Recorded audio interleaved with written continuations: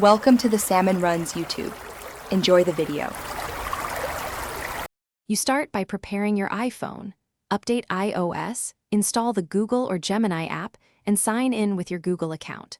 Once done, allow microphone and camera access so Gemini can transcribe and analyze audio or images. Make sure notifications and background app refresh are enabled for real-time responses. If you use multiple accounts, set the default Google account in the app to avoid permission prompts. Finally, check battery settings and disable low power mode. For uninterrupted, you open Gemini and begin by choosing a mode: voice, image, or text.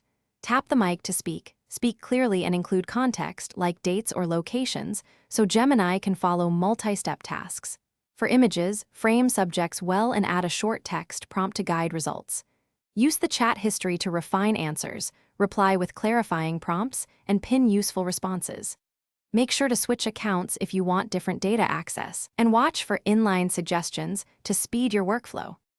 You finish by applying advanced options. Use the iOS share sheet to send web pages or photos into Gemini for instant analysis, and change the response style to concise or detailed in settings to match your needs.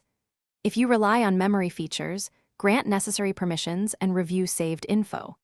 If Gemini misbehaves, force close the app, toggle microphone and camera permissions, and restart your iPhone. If problems persist, reinstall the app. This clears corrupted caches and often resolves stubborn issues. Thanks for watching. Consider subscribing if we helped you.